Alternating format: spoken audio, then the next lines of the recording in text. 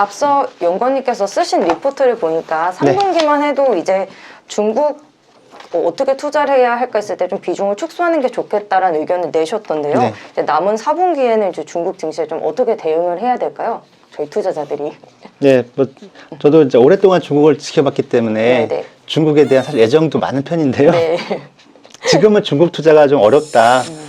지금은 비중 축소를 해야 된다라고 말씀드렸던 이유가 일단 여러 가지 리스크 중에서도 헝다와 같은 크레딧 리스크가 있고요. 네네. 그다음에 두 번째는 경기 자체가 안 좋습니다.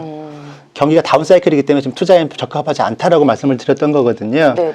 그래서 4분기 특히 이제 2달밖에 안 남았지 않습니까? 제일 중요한 거는 이 두 가지가 해결되는 것들이 좀 보여줘야 된다는 거예요. 네. 그래서 이제 아까 말씀드렸던 것처럼 헝다에 대한 이제 처리가 어떻게 될 건가가 좀 눈에 보여야 될 것 같고요. 네. 두 번째는 이제 경기를 개선시키기 위해서 정부의 부양 정책이 더 어느 정도까지 올 것인가에 네. 대해서 지켜보실 필요가 있습니다. 빨리 나온다면은 저희들은 이제 연말 정도 되면 안정화될 수도 있을 거고요. 네네. 만약에 잘못됐을 경우에는 내년 2월 동계올림픽 때까지도 사실 코로나 때문에 통제가 심할 거거든요. 네네. 동계올림픽 성공시키려면 소비자들의 뭐라고 하죠? 활동을 좀 통제를 계속 해야 되거든요. 그러면 소비가 위축됩니다. 그래서 내년 동계올림픽 때까지는 뭐 이렇게 좀 부진한 상태가 연결될 수도 있다라고 생각을 해요.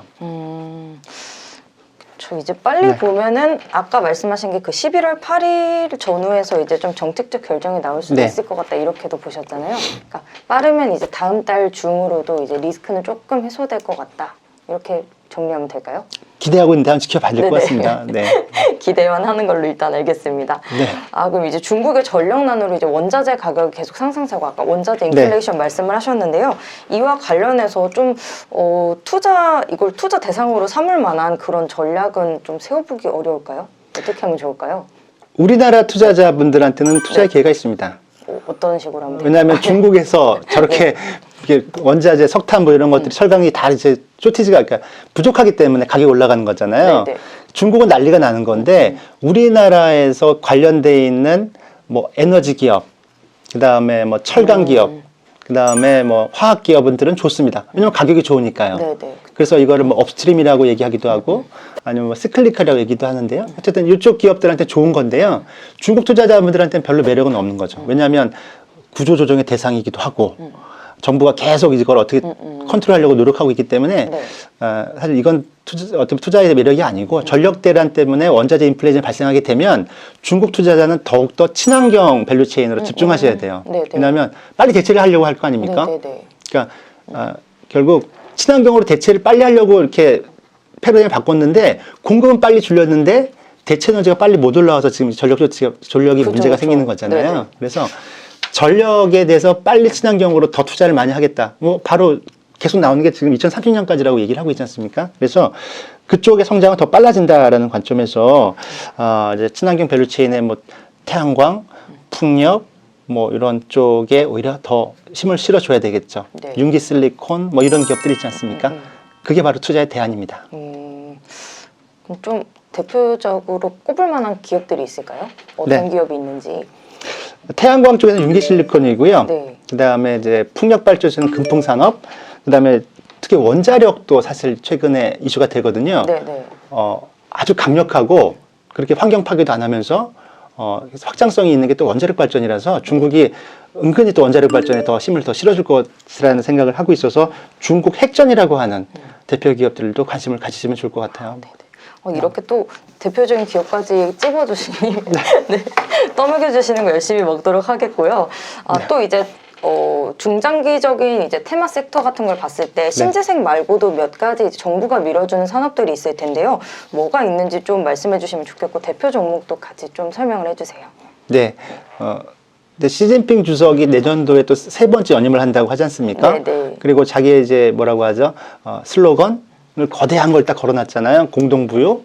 그러니까 중국 정부가 워낙에 힘이 세기 때문에 공동부유라고 하는 패러다임에 맞게 이제 투자 전략을 짜시는 게 제일 중요할 것 같습니다. 중장기 저희가 꾸준하게 중국에 투자하는 이유는 위험한데도 불구하고 네. 중국에 투자하는 이유가 꾸준한 성장을 보고 투자하는 거잖아요. 그러니까 구조적 성장이 어딘가를 봤을 때 공동부유를 딱 올려놓고 투자하시면 될 것 같거든요. 자, 그러면 중국 투자는 이제 더욱더 심플해집니다. 왜냐하면 이제 극단적인 차별화 장세가 나타날 거거든요. 네네. 시장은 맨날 오르락 내리락 이렇게 할지는 몰라요. 왜냐하면 구조조정이 필요하니까요. 전통 산업의 비중이 아까 74%라고 말씀드렸지 않습니까? 74%는 다 투자를 할 필요가 없는 거죠. 구조조정도 될 거고 부동산이나 사교육처럼 이제 서서히 사라질 수밖에 없기 때문에요. 그렇기 때문에 그렇다면 이제 신경제 중에서 저 25%에 해당하는 거기에서 저희가 종목을 뽑아내면 되는데 네. 공동부유가 얘기하는 거는 피해 보는 것뿐만이 아니라 국가 경쟁력이라고 하는 부분이 있다고 제가 하나 말씀드렸던 거 빠져 있지 않습니까? 민생 이거는 관련된 기업들은 다 팔아야 된다고 말씀드렸던 거고 그 다음에 법치 아까 말씀드렸던 플랫폼을 설명드렸잖아요. 네, 세 번째가 바로 국가 경쟁력인데요. 네네. 모든 투자자들이 이제 걱정하는 게 공동부유하면 이제 분배로 가는 거니까 중국은 이제 경쟁력이 나빠질 거다. 오해할 수 있죠. 마오쩌둥 시절로 돌아가는 거야. 이제 그렇게 얘기하지 않습니까?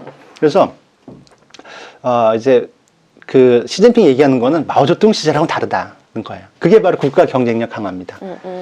그때는 공동 부유를 얘기한 게 아니라 공동 빈곤이 돼버렸잖아요. 그래서 우리는 공동 빈곤을 가지 않기 위해서 국가 경쟁력이 필요한 부분은 확실하게 밀어준다고 얘기하고 있습니다. 근데 국가 경쟁력이 강화되는 부분이 어딜까요? 미국하고 싸우지 않습니까? 네. 그래서 미국하고 싸우면서 첨단 산업에서 질 수 없으니까 세 가지 정도를 딱 보시면 될 것 같아요. 결국 중국 정부가 지금 최대로 국가 경쟁력을 키우기 위해서 밀고 있는 거는 친환경, 네. 국산화, 네. 신형 인프라라고 보시면 됩니다. 그러니까 국산화, 친환경, 신형 인프라. 친환경은 아까 말씀드린 에너지 부분 말씀드린 거고요. 전기차, 2차 전지 밸류체인은 전 세계에서 가장 빠르게 성장할 거예요. 그렇죠. 네네. 즉 지금도 가솔린, 많이 했잖아요. 내연 자동차 올해 300만 대 정도 전기차가 팔린다고 하거든요. 네네. 그러니까 중국 자동차 회사 자동차는 전 세계에서 제일 많이 3천만 대씩 팔리는데 주로 외국계 기업들이 장악하고 있었거든요. 네. 뭐 포드나 아니면 GM이나 현대차, 폭스바겐 뭐 이런 쪽이 다 장악하고 있었는데 전기차에서는 제대로 한번 해보겠다는 거라서 굉장히 세게 좀 밀고 있습니다. 그래서 300만 대 넘어갔는데 이제 2차 전지 전기차는 가장 센 그런 성장을 계속 보여줄 거다라고 보시면 될 것 같고요. 거기 관련된 그 대표 기업들은 뭐 BYD, CATL, 은첩 뭐 이미 좀 잘 아시는 그런 기업들일 것 같고요. 네. 대표적인 기업들이네요. 예, 국산화 같은 경우에는 중국이 어차피 미국하고 싸워야 되는데 미국이 더 이상 첨단 산업에 대해서 지원을 해줄 리가 없지 않습니까? 외로운 싸움을 해야 되잖아요. 국산화를 해야 되는데 반도체도 지금 계속 미중 분쟁하면서 계속 지금 끌어내고 못하게 지금 장비도 안 주고 있고 막 네네. 그러기 때문에 독자 생존이 너무나도 어렵습니다. 그래서 중국은 국산화에 대해서는 자꾸만 시장을 개방을 하고 삼성전자 더 와서 만들어 달라, 뭐 테슬라 같은 거 다 와서 더 해달라 이렇게 얘기하는 것처럼 첨단 산업은 계속 밀어줄 거예요. 그러면 국산화 쪽에 우리가 투자할 수 있는 대안이 뭐가 있을까라고 생각한다면 별로 없습니다. 왜냐하면 큰 기업들이 잘 될지 안 될지 모르거든요. 근데 거기다 자꾸만 지금 씨앗을 뿌리고 있고 키우고 있고 육성한다는 차원에서는 그냥 종목보다는 ETF를 하나 뽑아내는 것도 하나의 방법인 것 같아요. 네네. 커창판이라는 게 바로 중국 국산을 대표하고 있는 지수입니다. 커창판을 ETF로 사시는 것도 하나의 대안이 될 거고요. 네. 그리고 국산화는 뭐 IT만 얘기하는 건 아닙니다. 자동차도 들어갈 수 있고 거기에 이제 바이오시밀러 같은 경우도 국산화죠.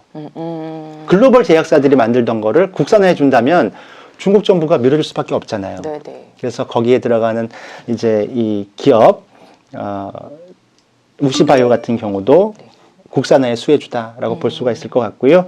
뭐 신형 인프라는 7가지 카테고리가 들어가 있거든요. 중국이 이제 7가지 신형 인프라를 많이 깔 거다라고 얘기하고 있는데 거기 보시면은 뭐 AI도 있고요. 네. 데이터 센터도 있고 여러 가지가 있습니다만 여기에서는 그냥 인프라에서는 전 지금 당장 눈에 보이는 건 원전 정도라고 생각합니다. 네.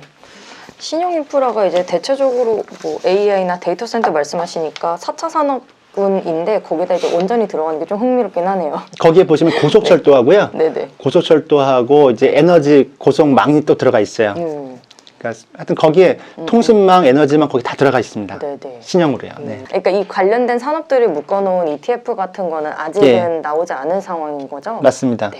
근데 신형 인프라 ETF도 나와줬으면 좋을 것 같아요. 네네. 네.